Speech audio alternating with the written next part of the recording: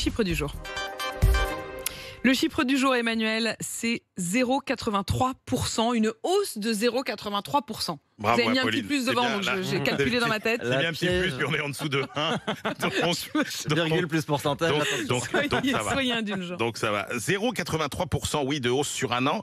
C'est l'augmentation de l'indice de référence des loyers. Alors, cet indice de référence des loyers, c'est quoi ? Eh bien, c'est un calcul de hausse de prix qui prend en compte les prix à la consommation hors tabac et hors loyer au cours des 12 derniers mois. Et c'est cet indice qui sert de référence à la révision des baux des loyers payés par tous les locataires. C'est la loi. Or, 0,83% sur un an, ça paraît pas beaucoup, mais c'est 2 fois plus que le rythme qui était le rythme du deuxième trimestre de 0,42. Et songez qu'on était à 0,1 seulement au premier trimestre. Donc c'est une accélération très forte et c'est une accélération qui devrait se poursuivre puisque c'est un indice qui est relativement lissé. On sait très bien que les hausses de prix là ont atteint 2,5-2,6% sur un an au cours des dernières semaines et donc on sait très bien que cet indice va continuer à augmenter.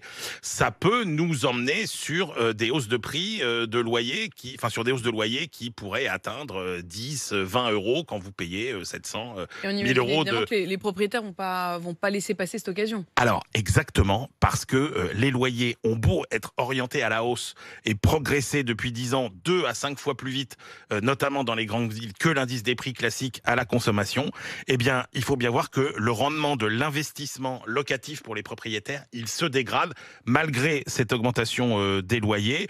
Pourquoi ? Parce que les prix du mètre carré, quand vous voulez investir dans l'immobilier, ils ont augmenté plus vite que les prix des loyers. Donc, c'est vrai que les propriétaires ne feront pas non plus de cadeaux. Donc oui, parmi la longue liste des factures qui vont s'allonger. Alors, ce ne sera pas encore des milliers et des cents, mais une fois de plus, ce sera 10, 20, 30 euros de plus par mois, par-ci, par-là. Sauf que, comme le disait Elisabeth, c'est exactement ça la difficulté quand on est à l'euro près.